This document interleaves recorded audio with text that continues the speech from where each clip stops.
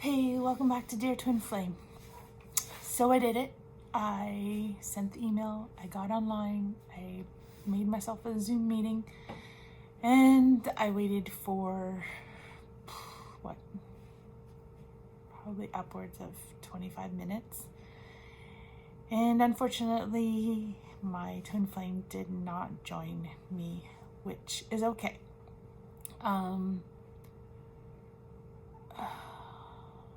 It's funny, I thought I would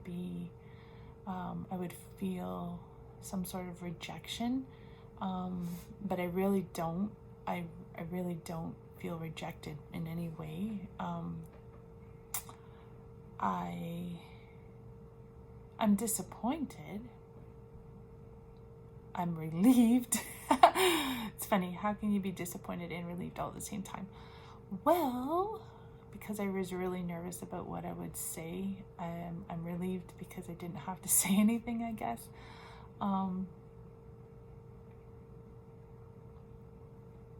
But yeah, disappointed without a doubt. While I was sitting here, I wasn't just sitting here, I was doing other things while I waited, but I was trying to figure out why this was important to me and what I would say, because I really didn't. I think that's what I was most nervous about, was I didn't know what I would say if he did come online. Probably cry is what I'd probably do, and then be a big blubbery mess, and that's not exactly how I want it to be either. I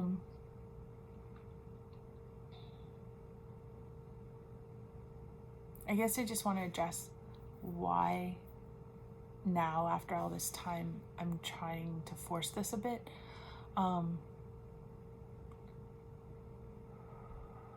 I've spent most of my life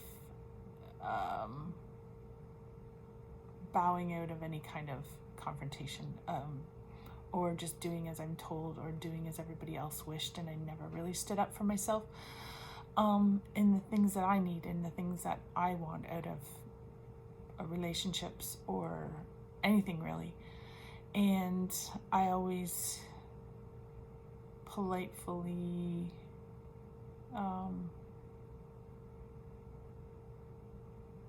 I really just give in to what everybody else wants. That's what I do. And the truth of the matter is, that's not cool, especially when what you want isn't what everybody else wants. So it was hard for me to send the email and try to do this, because I have said in the past that I won't push his boundaries because it's not something that he wants. And the truth of the matter is,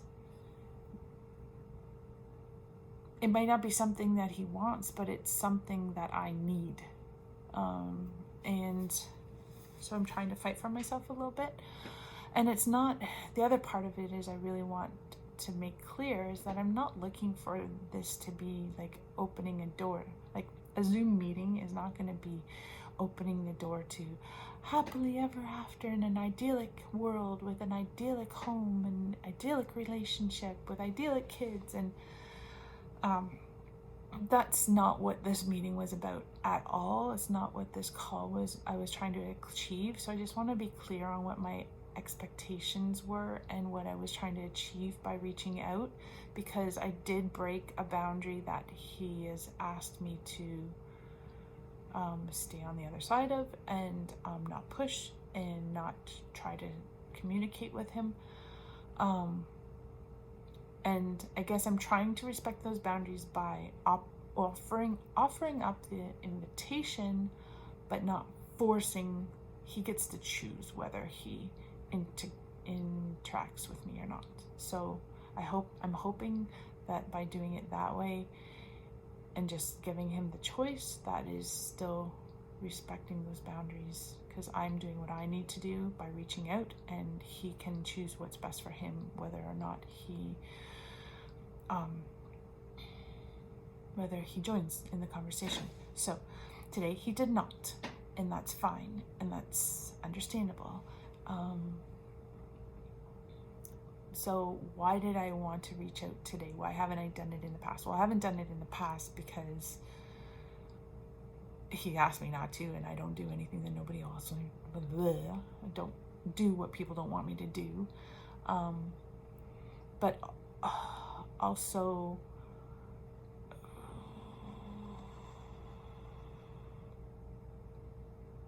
I don't know that I felt strong enough in my convictions, and I don't know that up until now I've understood exactly what my motivations were, and I really do understand my motivations now. And here's the thing, right now in this world, we are in an unprecedented time for our generation, for baby boomers, for the millennials, and the next and up and coming, whatever their title is going to be.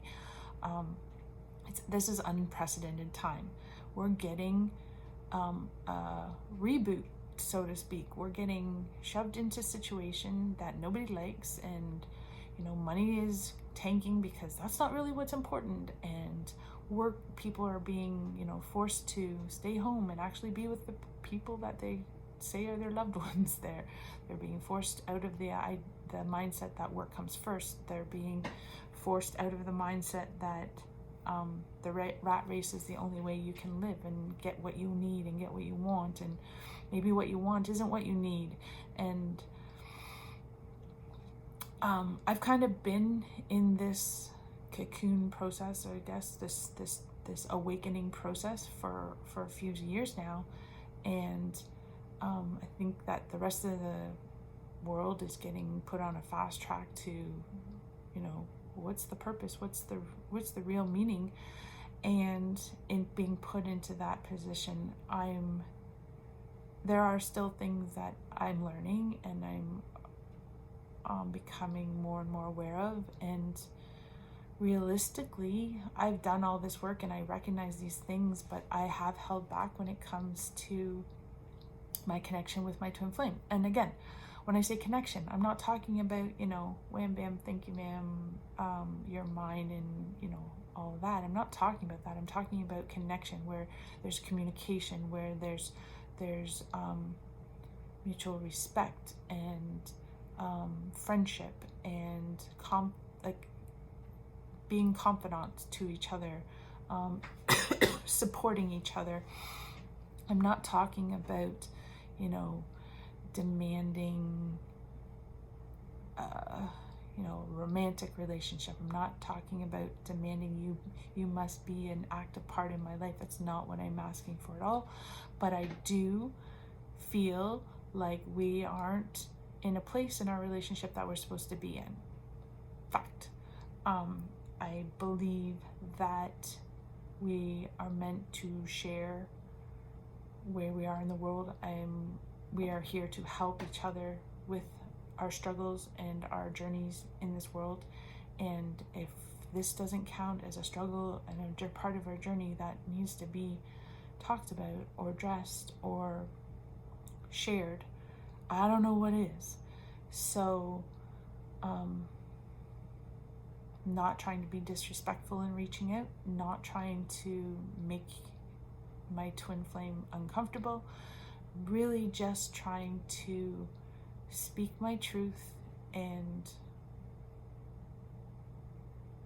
see his face and hear his truth and make sure he's okay. And I'm not talking about from COVID-19. I'm talking about make sure he's okay.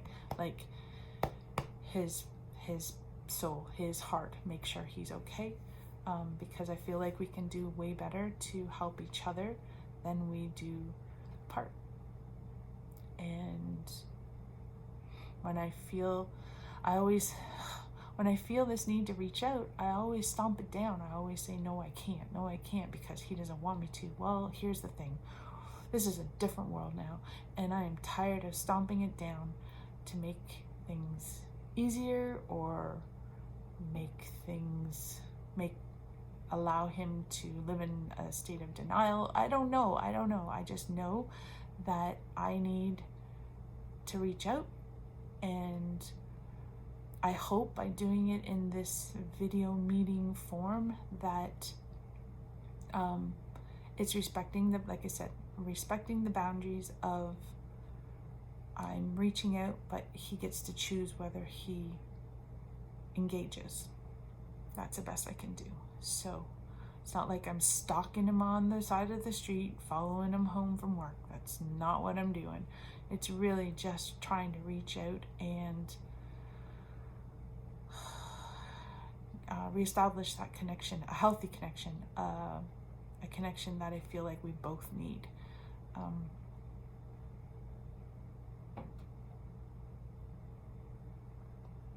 Yeah. Anyway, this has gone longer than I thought since I just posted another video. I'm proud of myself. I'm proud of myself because I sent the email. I sat online for a while to see if he would accept the invitation. And I'm proud of myself because I'm not devastated by the fact that he didn't.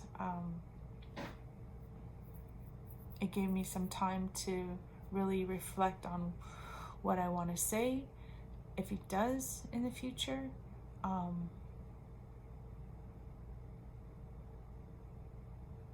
Yeah. Anyway, until next time, dear twin flame, you are loved and you are missed.